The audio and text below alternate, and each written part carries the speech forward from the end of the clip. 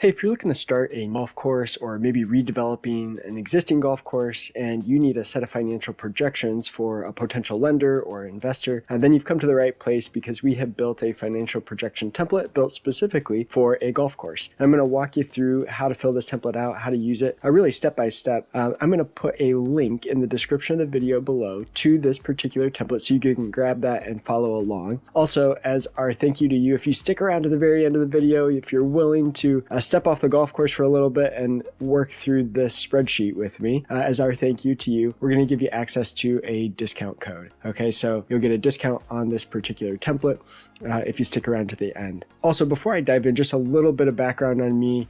I was an SBA lender for 12 years. So for 12 years, I was the executive director of an SBA lender. We made over 1,500 SBA loans. And so I come to this financial projection work now as the co-founder of ProjectionHub with that lender perspective. And so as we're working through these projections for your golf course, we're going to be thinking about how does this look? How does this make sense to a lender or an investor? And so that'll be my perspective here today. And then the last thing I wanted to mention is if you go through this process and you're like, you know what, I just want somebody to fill this thing out for me. I know what I want to do. I know all the details of my course. I know what it's going to take, but I just want to tell someone and have them fill out the financial model. We can do that. We can help with that. And so reach out to us at support@projectionhub.com if that's something you'd like our help with. Okay, with that, let's go ahead and dive in to show you how this spreadsheet template works. Okay, we're going to start here on the At a Glance tab. And so this is after you have finished everything in the model, filled everything out, you are going to come to this At a Glance tab and get a number of charts and graphs and tables and key indicators, key performance indicators here that will allow you to put this into a business plan or maybe an investor pitch deck. And so you're also going to get a 5-year income statement summary, a 5-year cash flow summary, a 5-year balance sheet, and then the income statement, cash flow, and balance sheet all broken down by month for each of the 5 years. You know, golf can be a seasonal business, and so having that monthly level cash flow forecast is going to be important to see, during the slow season, what does cash flow look? All right, so in order to put all these reports together, though, we have a little bit of work to do, and so we're going to come back to our input assumptions tab here, and we're going to just kind of walk through this. Now, the first thing you need to know is that all the cells that are highlighted in blue are an assumption that you can change without breaking anything in the model. So if you want to change your company name, change your start date, you want to change the amount that you're going to invest, just type in a new amount. It's really that simple.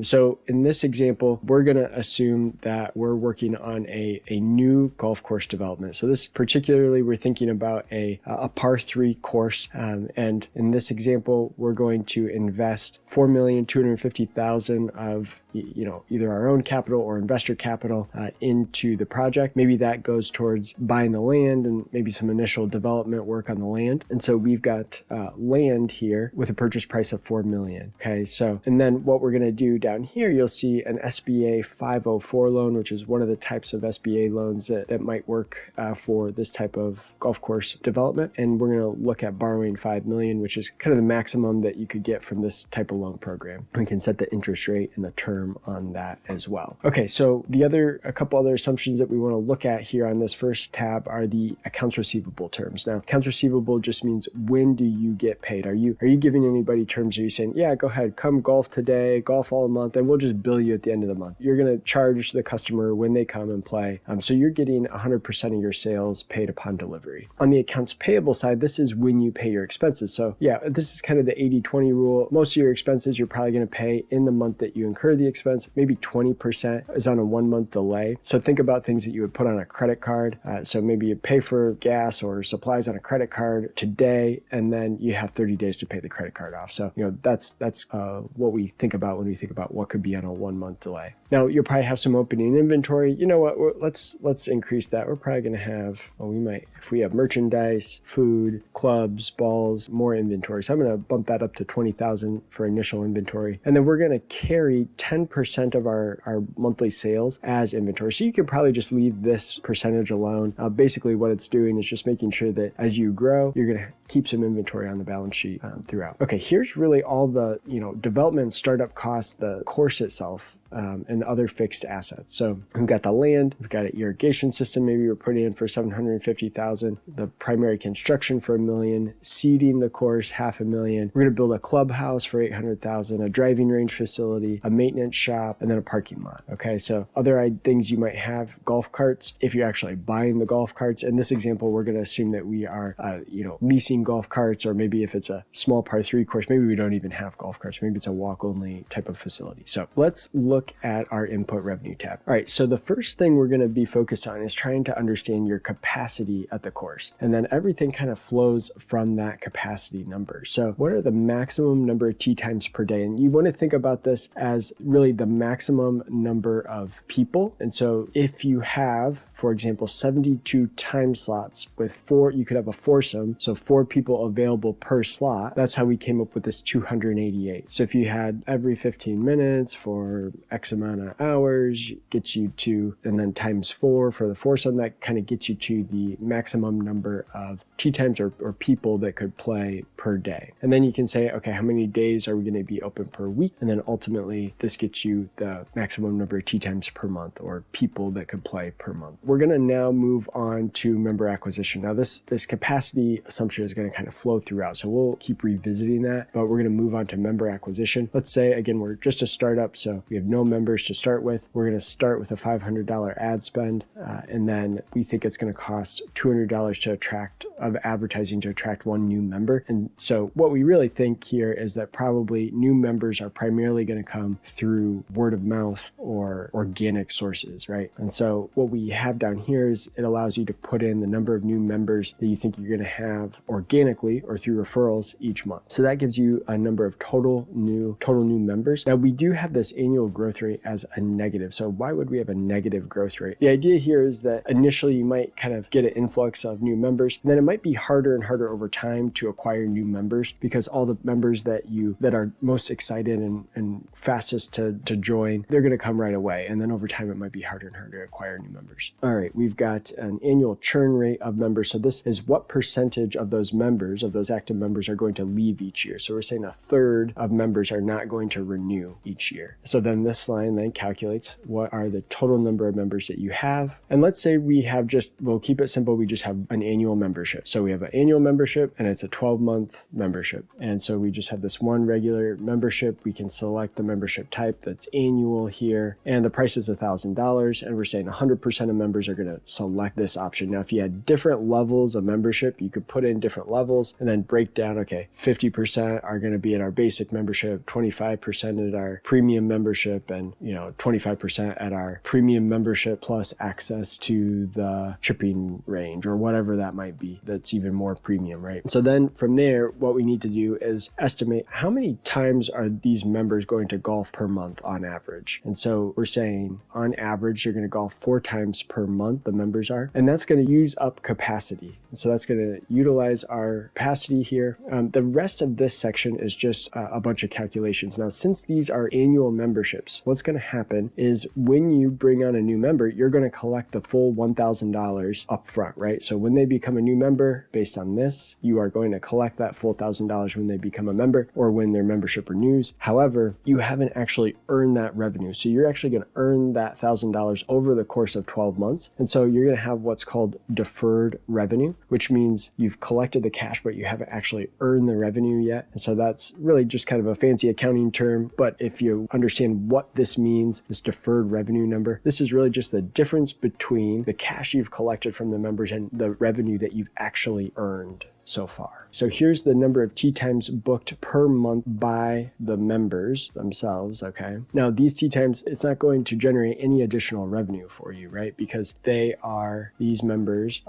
they've already paid once. They're paying $1,000, and when they book once, or they book 4 times, or they book 10 times, they're members. That's part of the deal. Okay, now we're going to get to just the open to the public portion of the golf course. So we have 2 different options here. Let's say we've got a public golf fee. So this is just like normal greens fees, walk on, somebody maybe scheduled ahead on a tee time, but these are non-members, okay? And then we have a league fee. So maybe you have leagues and you have a discount for those that are participating in a league. So maybe the just kind of public greens fees, $35, the league fees, $28.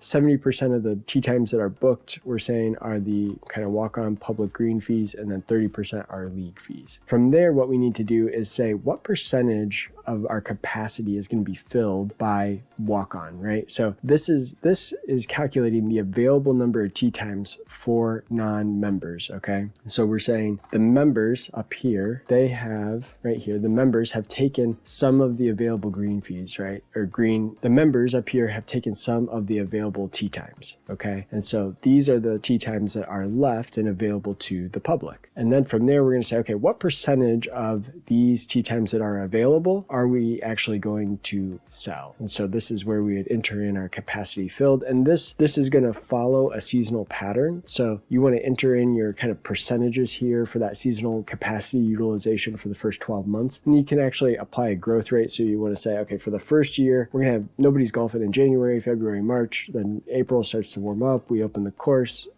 partway through. We have 25% capacity ramping up to 60% during the summer and then ramping back down. Well, the next year, we can apply a 5% annual growth rate. So next year, that capacity is going to be 5% higher. Capacity utilization will be 5% higher than the previous year. But it's going to make sure that you can't go higher than whatever capacity utilization you want to put in here. I'd recommend not going to 100%. You're probably never going to have every single slot available, right? Because you need to also remember that we're assuming the max capacity is that everybody's a foursome. So if you're going to allow folks to play with less than 4, you are missing out. You have some unutilized capacity there. So keep that in mind. You can set an annual price increase for the green fees. And so then this will calculate your golf course revenue. Now we have a section for practice facilities. So if you have practice facilities and you're going to charge for them, and that could be the driving range. So you can set the number of buckets of balls that you're selling here. You can set an average price per bucket. You could have a putting course that you charge for perhaps. So you can set the number of units sold for access to the putting greens, and then the average price per unit sold here, and then a chipping area. So same idea, maybe you sell that separately, access to the chipping area and a price per unit sold. All right, events. So for outings, what we're going to have here is an estimated number of outings per month. So you can set that and it can kind of follow the seasonal pattern. You can apply a growth rate. So the next year we're going to have 20% more outings. We can set a maximum number of outings per month, the average number of tee times booked per outing. So this would basically be saying, okay, on average we have an outing and it has 30 people. Maybe let's bump that up to 50. The average outing size is going to be 50 people. And then we have the average price per outing here. So this is kind of what you think you're going to collect, and maybe we're going to assume 4,000. Okay, so now you have your outings revenue here. So we have 2 outings times 4,000 for the average outing, gives us 8,000 in outing revenue. And then maybe as part of the outing, you're also going to provide some food and you're going to have some labor costs associated with that. So we can set a percentage of the revenue as a food cost. So we're saying 20% or $1,600 to feed the people on the outing. And then maybe additional labor costs that you wouldn't normally have. So if you have to bring on additional help for the outing, that's where you would want to cover this, add some additional labor costs as a percentage of that revenue. The next section we have is a kids camp. So let's say you have summer camp, kind of golf outing, summer camp. You can set the number of camps per month, the maximum number of camps, the average tee times booked per camp, and the average price. So let's just say it's a 1-week camp and each kid gets to play one time for 5 days. That's the idea here for the average tee times booked per camp. So then you've got your kids camp revenue, same idea, food and labor costs here associated with that. Golf lessons. So you can have private golf lessons. You can set the number of private lessons per month here, a growth rate, maximum lessons per month, the average rate that you're going to charge per hour for a lesson, the number of hours per session. We've got food and beverage sales here. So we can say the average number of customers per month that are coming to buy food or drink. Okay, so we're saying maybe your restaurant's just open to the public and maybe you get some customers, even if nobody's golfing, you have some customers. So maybe it's open. You have some level of customers here. Can say the average number of orders per customer is 1.5 orders. So maybe I go in, grab something for myself and the person I'm golfing with. So that's why it might be more than one. The average order value then is $12. So here's our food and beverage revenue. We have a cost of goods sold for the food and beverage here of 30%. We're getting close to being done on the revenue side, but there's a lot of revenue sections that could be possible for a golf course. And so we wanted to try to get all of those built in here so that you can zero out any of these sections, and you can also hide sections. So if you wanted to zero out a section, say, I'm not going to have a pro shop, I'm going to zero it out, and then I'm going to just highlight, right click, and click hide. So you could just remove a section that you don't need. So I'm going to bring the pro shop sales section back here. So let's say we've got, we set the number of customers we have per month for the pro shop, average number of orders, average order value, and then here's your cost of goods sold for that merchandise. And then the last revenue section we have here is advertising revenue. So, a lot of golf courses will have signage throughout the course. They may charge those advertisers. And so that's what we're looking at here. We really just kept this simple. I just said, just put in your average revenue from advertising per month that you expect to have, and you can apply a growth rate. Okay, that is it on the revenue side. Let's move on to our other operating expenses here. So we have put in a bunch of different expenses here. We have expenses set as either a fixed dollar amount here or a percentage of revenue. So you can see things like accounting. So $400 a month, it's just going to be a fixed amount. But then things like credit card processing here would be a percentage of revenue. So we have that entered in as 0.03, which is 3% of revenue. And so as your revenue increases, your credit card processing fees are going to increase in lockstep with that. We also have, I had mentioned earlier, golf cart lease expense here set to be 5% of revenue, greenskeeping fees, repairs and maintenance, and so on. All right, we have a salaries tab here. So in the salaries tab, you can put in the salaried positions. Now we already put in a section with labor cost on the revenue side. So if you have like direct labor cost or labor cost that's variable that you might bring on that's going to be tied to revenue. So maybe if it's tied to an event or if it's tied to the restaurant or something like that. But this section is for salaried positions. So you could put in salaried jobs, put in their annual salary, put in your 7.65% for your employer taxes. If you're going to offer benefits, you could put in a benefits amount here. I've got that set to 0. What month that position is going to start. So let's say you wanted this maintenance assistant superintendent, this person's going to start until month 13. Maybe you got to grow a little bit first and you don't want that person to start until month 13 or month 25. You can adjust that start date. And then you can set the number of that particular employee and an annual raise percentage. And that is finally the end of the input tab. So that brings us back to where we started here. We can see our revenue at a glance here and our net income. Now, one thing I will point out here, I'm going to zoom in. You'll notice that we have a net loss here on the net income. We have a net loss the first couple of years, but we have a positive EBITDA. So EBITDA is earnings before interest, taxes, depreciation, and amortization. Now you're going to have a large depreciation expense, which is a non-cash expense. So it is considered an expense, but it doesn't impact your cash flow. So it's impacting your net income. So it's causing your net income to be negative, but it doesn't mean that you're going to actually lose $130,000 in cash because your depreciation expense is going to be so high. So if we look our income statement summary, we can see here that our depreciation expense is $240,000 a year. So if you're to add that back, add the depreciation back in the first year, just that alone brings you from a negative $130,000 to a positive,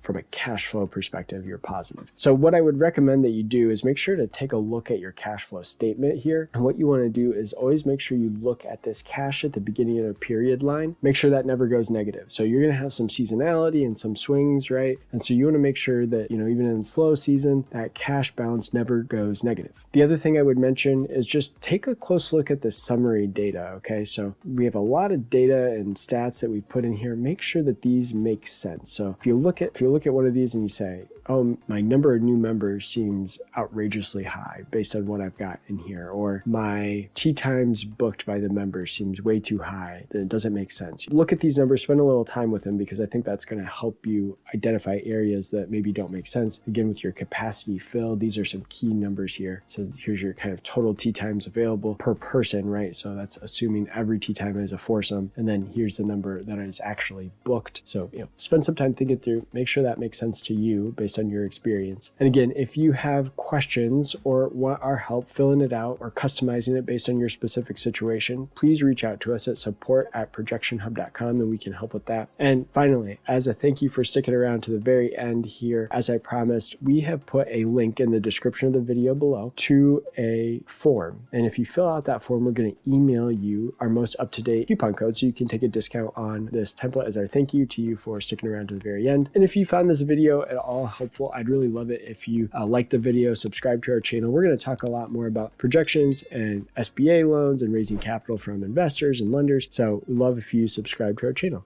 Thanks.